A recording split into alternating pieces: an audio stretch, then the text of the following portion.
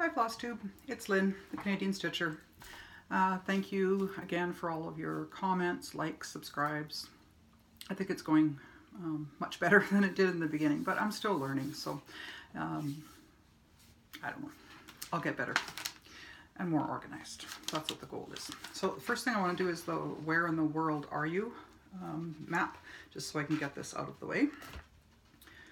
So maybe I'll just show you the map first, and then I'll just read off the list of the names. That might work. So I've got another one in New Zealand and one in Australia,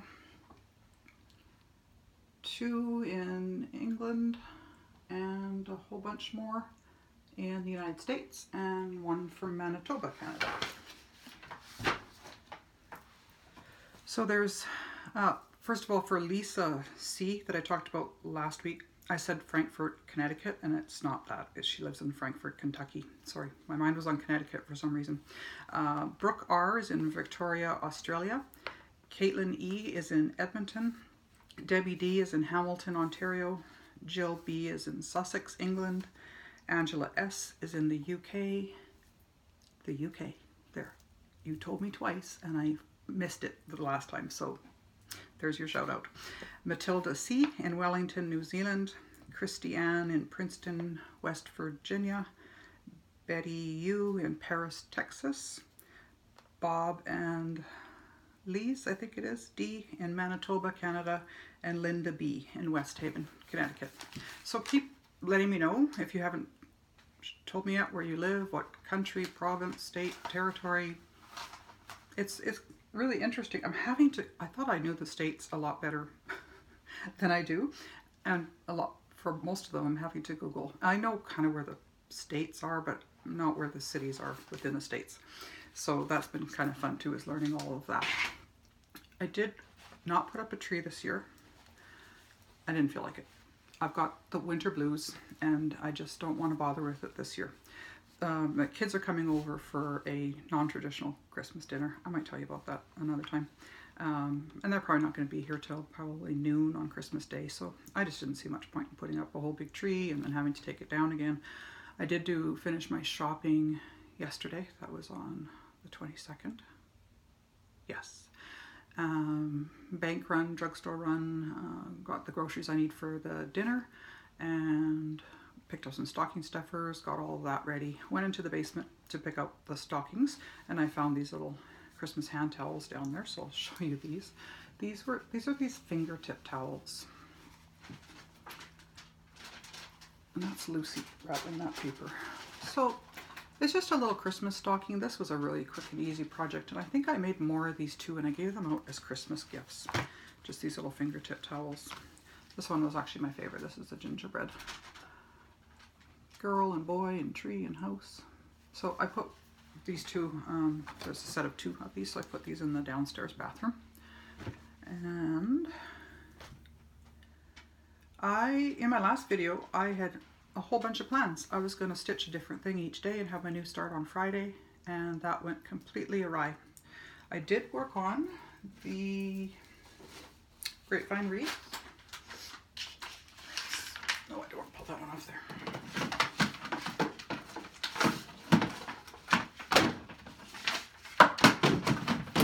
I can't find the picture of it. It's this little one right up here. So I worked on that one on Monday, and I only got like a little tiny bit of stitches in just up in here. So when I thought about putting it away and then pulling out something else to work on the next day, it just didn't appeal to me. I don't think I'm going to like that. I learned from that, setting up those goals for myself to stitch a different thing each day, that I'm not going to enjoy that. If I don't make some good progress on something, it's like I haven't had any satisfaction in the stitching.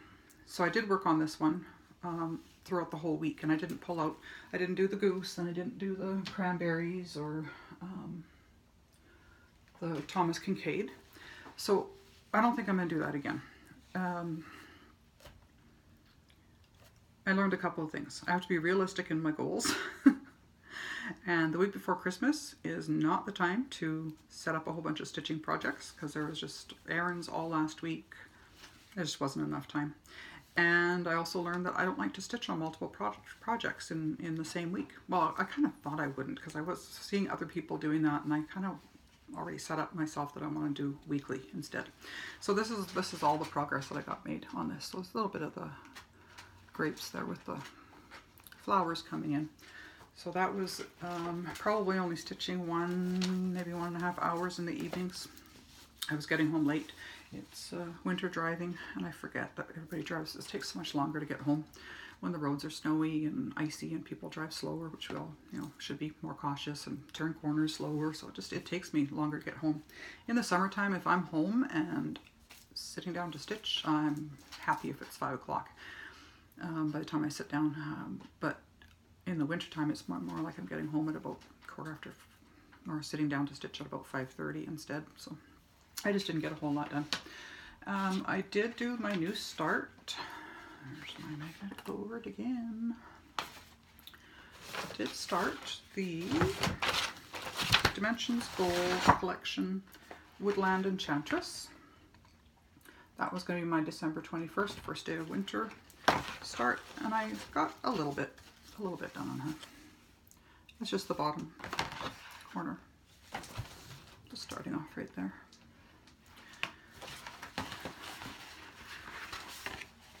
And I put her picture up over here. I'm running out of room behind me to put all that. So this week, let's see, Christmas Eve, that's tomorrow. I work until 4 o'clock. And then by the time I drive home, I'm going to make a little start on my Northwind Owl from Susan Bordette. This was a Dimensions kit also, so that's going to be my Christmas Eve start because I want to do some owls in my living room. And then on Christmas Day, I'm going to be starting on the Panthera Leo Lion by Paul Carlson. So I have these two kitted up. They're ready to go. The owl bin is ready. And today I wanted to talk about how I set up for preparing to stitch for a large project. So I just finished kitting up the lion, and I'll just kind of go through the different steps that I make. I know there's lots of other companies that have full coverage, and I've gone kind of on their sites and looked at them, but I just find that there's so much content, and I really like the Heaven and Earth. I like the way that the charts are laid out and organized, and the symbols are easy to understand. So I've just been looking at Heaven and Earth so far, but you can pick whichever kind of company you want to order them. So what I do is I select my project, and then I write down my little card the stitch count. So this one is 525 by 370, and then I calculate out what size it would be if it was 16 count, 18 count, or 20 count. So for example, the 16 count, which I would prefer to stitch on because of my eyes. I was trying to read on my map, and I was thinking I better go get my eyes checked because I can't seem to be seeing very well. But I would my preference would be to do a 16 count. It's easier to see. So that stitch count is 33 by 23, and then if I add 6 inches onto each side, no, not 6 inches, 3-inch border around, so 6 inches to the sides and 6 inches to the top and bottom. 39 by 29 is what I would need. So what I did is I went to the Heaven and Earth site and I selected Platinum Ada fabric, and this size is 36 by 43. So it's bigger than what I need, but I'd rather have too much fabric than not enough. So for the 16 count, I'm pleased that I'm going to be able to do the lion in the 16. I'll do 18, and I think I have one that's a 20. Maybe I'll need to use my magnifier with it, or I'll see. The calculations I got off of, it's not an app, it's the website for Yarn Tree. I just type in cross stitch fabric calculator, and then you just put in the stitch count and then the number, the size of the fabric, or the count of Ada that you want to use, calculated in your borders, and then it gives you out the sizes. So I usually do this for each one, because a lot, 16, they're going to be really, really big. So a lot of them, I can't even find the fabric that would be for a 16 count. I get my fabrics from 123 Stitch. They have a really good selection. And I always create for myself working copy and enlarge it. And then I create for myself a stitch map. Hold on one sec. So I just put the stitch map down here. I lay out the whole thing, and this one starts at page 1 at the top, goes to 9, and then 10 starts to 18.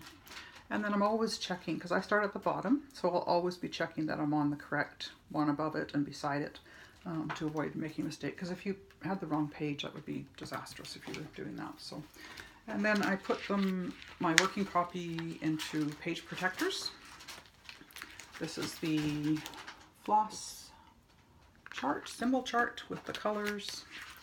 And then for this one, I did end up putting in the amount of stitches and the amount of floss that I would need for each one, just because I had made a working copy of that one too. So, and then I pull the floss. I start at the top. I love the way Heaven and Earth, they start with the lowest number of the DMC floss. So starting at 167 and then going to 300, 301. I have a master set of floss, quite a large DMC collection of floss. So I have all the boxes labeled, and I'll have, for example, 100, there's not that many in the 100 box, and then 200A, 200B, 300A, 300B, and I go in there and I pull them all. And again, I put them in individual floss organizers with one little square for each color of the floss. And then what I do is I label these. So this one here is starting at color 167 and goes up to 610 is the highest number. So I'll put a little label on here that says 167 to 610. That way I don't have to keep rummaging through all of the little floss boxes to try and figure out what numbers are in which box. So I label the boxes, usually on the top and on the side. And then I put this, like I showed you before, I put all this into a bin. And I'll set up my magnetic board with the first page, which I'm going to be starting at the bottom again.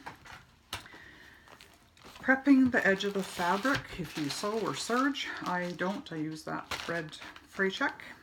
So I'll be prepping the edges of the fabric and then hanging this up to dry. And for this one also, as well as my the Heaven and Earth one up here that I'm working on, Discovery, I will be using a hoop, just because the piece of the fabric is so large and it's too big for the size of the scroll rods that I have.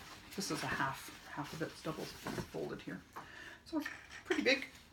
That's a lot to have to hold on to. I hold my hoop mostly with my thumb, and sometimes I have to rest my arm down. So if it's too much fabric, and then if you add the Q-snap or the frames or whatever with it too, it gets really heavy and it tends to bother my joints on my thumb if I stitch for long periods of time. So what I do is I put the hoop on, and then I put the rest of the fabric, like the remaining fabric, inside a project bag. And then last week I ended up putting it into a large container, also like the project bag inside a container, so that it's up high enough that it's holding the weight of the fabric, so that I'm not holding the weight of the whole fabric and the hoop with my one hand. So I found that worked really good. Once I complete the project, and I've only done one full coverage so far, that was the early spring, those little birds. And once it was completely done, then I go through my bobbin boxes and I rewind whatever remaining floss is left over, and then I put them back into my master set. I might do that, maybe do one or two projects before I end up putting them back in, but it's easier that way because then I know exactly what I have, and if I need to buy any. And as I was going through my floss list, I did find some that I'm going to need to purchase. One of them I need 4 skeins of, and I only had 1 skein, I think. So I made myself a little list here, and I'll stop at the need a workshop and grab some floss. So hopefully I won't need those colors in the first page, but okay. So I am going to be having a 250 subscriber giveaway once I get up to 250 subscribers. I'll figure out how I'm going to set up the draw for that. I know I realized in my first one it was really disorganized. I was asking for 2 different things, and we'll just make it simple. I also did start on, or did work on, my long dog sampler. I'm doing number 4 with 814 from DMC. It's a burgundy. And I work on that one during my lunch breaks. And then Caitlin, the rec therapist at the building that I work at, I was teaching her how to arm knit. And so she did actually finish the scarf. Well, she got it finished, but then she needed me to show her how to sew it together. So she did that one. And then the next day, on lunch break, we spent lunch break together again, and she completed another one. And then I think on Friday or Thursday, she completed a whole another one. So they're really easy to do. It only takes about half an hour. And there's videos on YouTube, of course, for arm knitting tutorial. They make really nice gifts too. So we're hoping that we can teach some of the residents a class there and have some of the ladies that are interested do some arm knitting, because it's quite unique. All right, so that's all I have for this week. I'm gonna come here. Oh, he loves me too much. I got a couple of comments on the last video that he was commentating or cracking people up. He was meowing and purring through almost the entire thing, and so he kept meowing, so I put my hand on him just to get him to be quiet. And he was just purring and purring and purring. You can hear it in the video. He's a very loud purrer. Oh my goodness. I know. You love me. So, there. For the week coming up, I'm going to be doing those 2 new starts, and then I'm going to do a 2018 wrap-up. I had kept a journal of my cross stitch, so I'll probably flip through the journal. He loves me so much. And then I bought a new journal for 2019, and I'm gonna probably do a 2019 goals or plans, stitching plans. I have an awful lot that I'm working on, so I'm not sure how many new starts I want to have. I know I do want to finish some things and get some things framed. I mean, that's the whole point, is to work on them and then get them up on the wall. So, and I'm wondering if I should do a HAED parade chart, a HAED chart parade. Having trouble talking. I have quite a few charts from HAED, and I'm just wondering if people would be interested in seeing them if I flip through them. I just show the covers of them, which ones I've purchased, because I've been kind of collecting them over this year, and have lots that I'm planning on doing, but so much stitching, so little time. So that's all. Thanks for joining me again, and I'll see you again next week. Bye.